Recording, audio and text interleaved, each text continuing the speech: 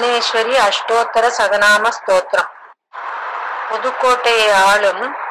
புவனேஸ்வரி அம்பிகையின் புகழ் சொல்லி மாளாதது.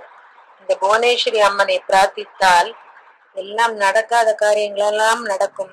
தடைகள் எல்லாம் விலகும், கெட்ட சக்திகள் நம்மை விட்டு அகலும், நல்ல சக்திகள் நம் இல்லத்தில் வந்து குடிபுகும், சர்வ மங்களங்களும் உண்டாகும். இந்த புவனேஸ்வரி அம்பிகையை பற்றின 108 நாமாக்களை கொண்ட அஷ்டோத்தர சதநாம ஸ்தோத்திரம் இது.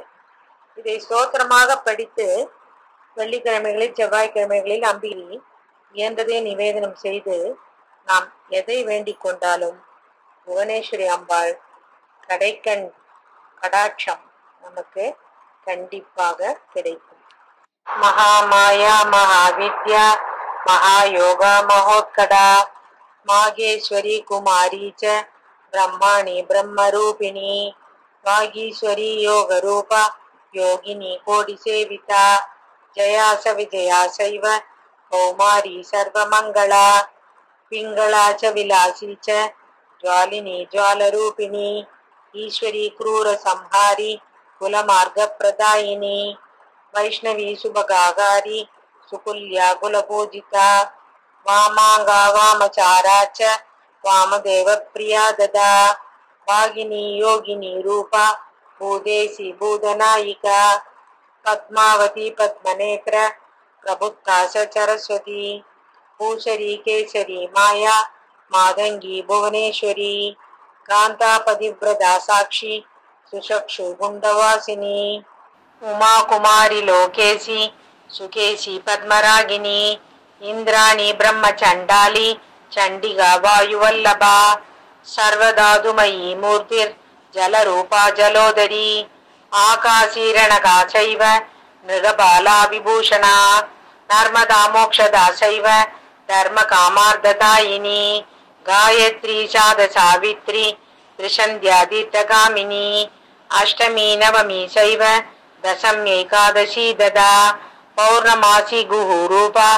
तिथि मूर्तिस्वरूपिणी सुरारिनाशकारी च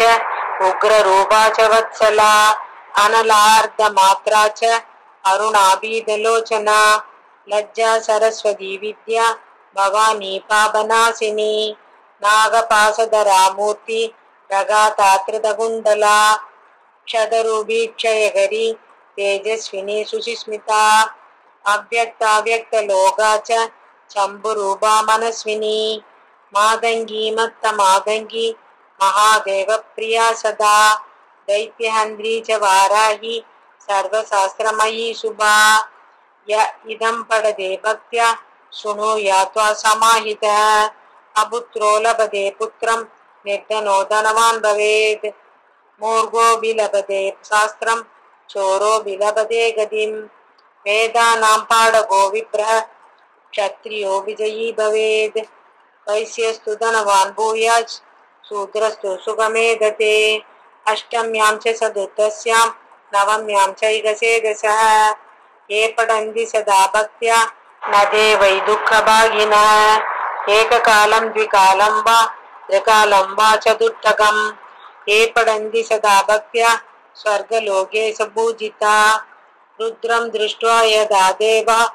अन्नगाकरुडं यदा शत्रवः प्रबलायन्ते तस्य वक्त्रविलोकनात् इति श्रीरुद्रयामले देवी शंकर संवादे